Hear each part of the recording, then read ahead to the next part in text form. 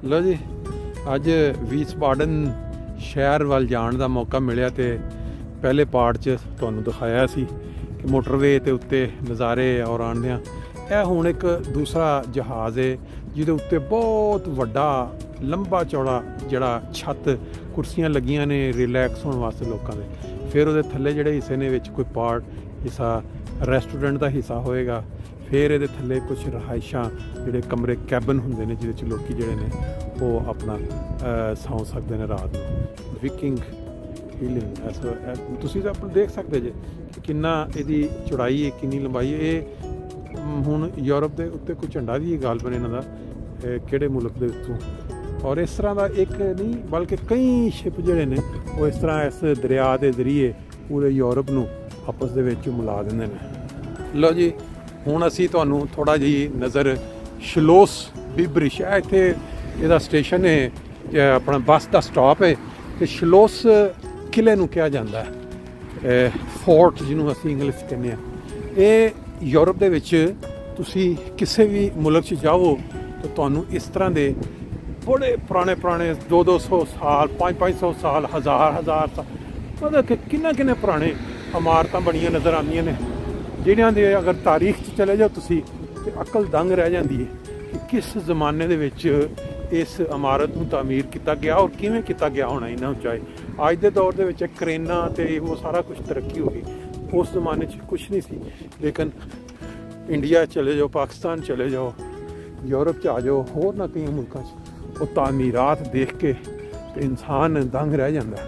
हुण मैं अगे जिक्र कर रहा सा कि वीसबाडन बीब्रिज का जिहड़ा ये इलाका है इस शलोस के विचों हूँ तो शायद इतने रहायशा नहीं इन्होंने सिर्फ देखने की हद तक बनाता। जो जिस जमाने जिन्हें बनवाया होना शौक के नाल उस इस शहर का या इस इलाके का जो भी किंग होएगा शहजादा होएगा उन्हें इस दरिया नूं सामने मद्देनज़र रख के कि जो उत्ते अपना बैठे वो हर टाइम जी नज़र है वो इधर दरिया के उत्ते पवे और उसकी तबीयत खुश रहे।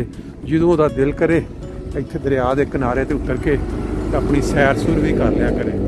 हुण इसका जिहड़ा इस शलोस या इस किले का जिहड़ी हिस्टरी है वो इत्थे अगर किते सानू नज़र आउंदी वो भी तुहानूं दस देंगे। लेकिन अगर कोई बंदा दिलचस्पी लैंदा तो उन्होंने शलोस बीब्रिज वीसबाडन वो लिख के ते गूगल दे विच चैक करना चाहता तो वो चैक कर सकता है कि लो जी असी थोड़ा जहा ना इस टाइम कोई सफाई अंदर चल रही है तो अंदर चल के थोड़ा जहा देखने कि किवें सफाइयाँ होंदियां ने और किस तरह अगर उन्होंने इजाज़त देती तो अंदर भी नज़र मार लांगे।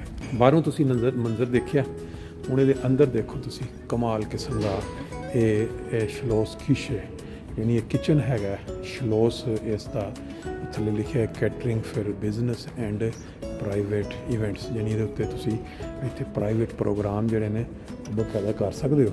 यह देखो थोड़ा जिहा इस साइड ते चलने कि अंदर किस तरह के लाउंज किस तरह के हिस्से बने ने अंदर कमाल किस्म के छोटे छोटे क्योंकि जिधर लोग इस पास इन्हां दियां वाशरूम्स वगैरह ने अगे आओ जी तारक साहब जरा अगों मार लिए यह सारा तो यह देखो तुसी सारा बेसिकली मेरा ख्याल है पार्ट जिहड़ा ना ये रेस्टोरेंट एरिया भी उस साइड में यदि एंट्री और इधर जाकर देखो इधर इस साइड पे भी थोड़ा जहा चल के नज़र मारने के इस पास की है पीछे इधर जो है किचन का सारा सिस्टम है। लो जी जिहड़ा शलोस तुहानूं थल्लों दिखा रहे सा उत्तों चल के तुहानूं उत्तों एक मंजिल तो बाहर का नज़ारा और अगे बालकोनी बनी तो देख के दरिया का खूबसूरत व्यू है जी।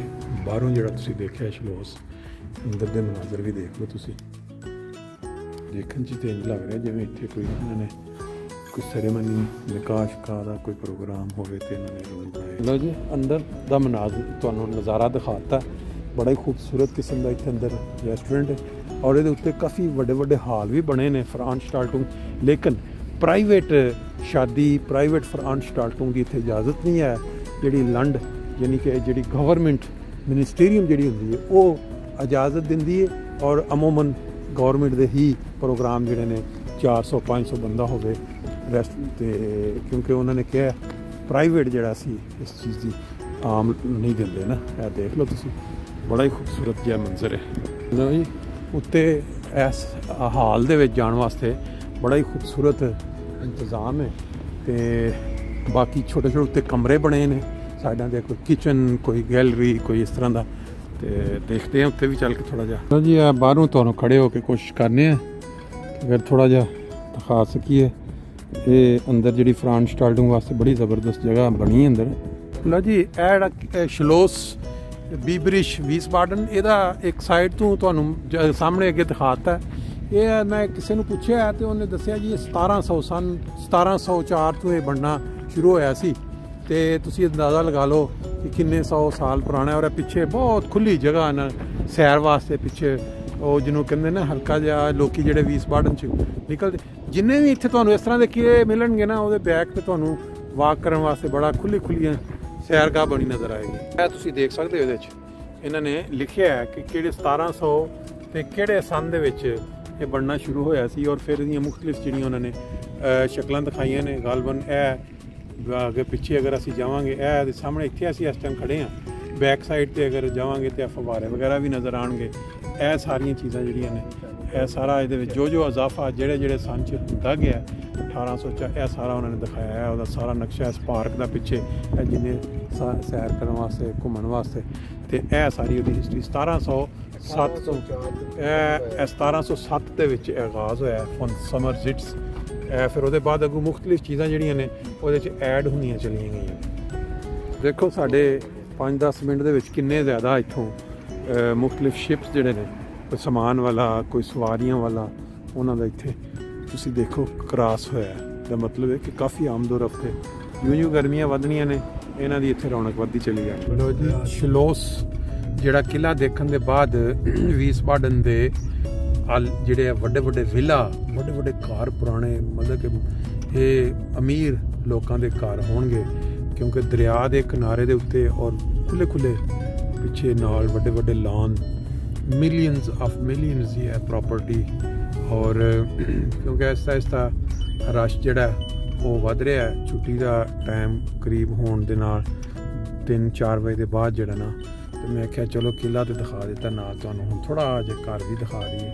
लो जी नाल तुसीं अपना खूबसूरत घर का नज़ारा देखो पिछे बैक ते नाल क्योंकि दरिया गुजर रहा है।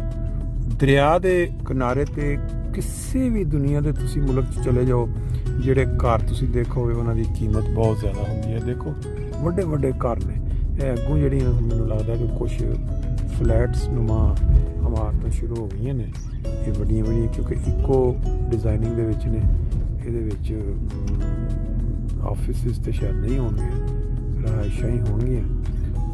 इस साइड ते कुछ बाज़ आउटो हाउसिस ये वो कुछ इस साइड ते देखो बाज़ छोटी छोटियां दुकाना या कोई ऑफिस लग रहे हैं लेकिन बड़ा ही खूबसूरत जिहा मंजर है खूबसूरत जिहा नज़ारा है।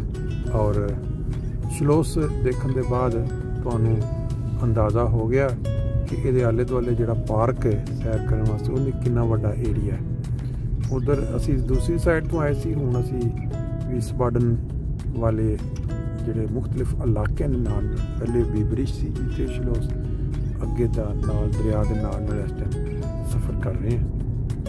लो जी मुख्तलिफ चीज़ां जिहड़ियां सानूं नज़र रसिया फिर पेट्रोल पंप शहर दे विच तकरीबन चलदा है। फिर अगे रहायशां जिहड़ियां ने पुरानियां इत्थे हो सकदा कुछ प्राइसां उधर नालों कुछ थल्ले होण ते घरां दे अंदाज़ तो तुहानूं अंदाज़ा हो सकदा है। खूबसूरत घर ने खूबसूरत इलाका वे वीसबाडन शहर ਉਹਦੇ मुख्तलिफ नज़ारे तुसी इस टाइम साढ़े नाल देख रहे हो। बाई चांस असी क्योंकि इत्थे अज आए सी तो मैं क्या चलो आप ही तो देख ही रहे हैं तो नाल दोस्तों भी सैर करा दिए।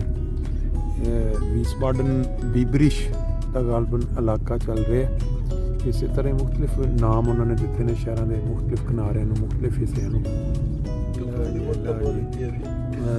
शहर के अंदर से दरमियान में मैं कहा गालबन ऊपर वो ट्रेन की पटड़ी हो गई और नीचे से बनाया। इस साइड पे कुछ खेतों के काम भी हो रहा है, पानी ला रहे हैं। इस साइड से रंजान आबादी वाले पास है टुफ, जिथे गड्डियां चेक किया जाता है, MOT सिक्योरिटी और कि सेफ्टी चेक वगैरह जो होंगे ने।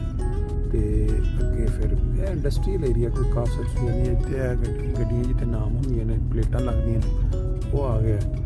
ये मैं हवीस बार्डर ना सूला सुस्टिल जिन्होंने इस तरह ही इतने फिर गड्डियां के मुख्तलिफ जी है देखो शील्डां जड़ियाँ बनदियां ने जी। अज बाई चांस धुप भी निकली है तो फिर यह है कि वीस बार्डन के घूमदियां जड़ियाँ चीज़ां कोई रहायशा कोई सड़क कोई होर चीज़ां जो जो नज़र आ रही हैं तो नाल दिखाते जा रहे हैं। मेरा ख्याल है हिस्सा जो तीसरा है ना ये भी 10 मिनट से पहुँच गया, उत्ते मोटरवे जा रही है तो बाकी फिर इंशाल्लाह नेक्स्ट टाइम कार मैनू दोबारा अच्छे नज़र आए ने।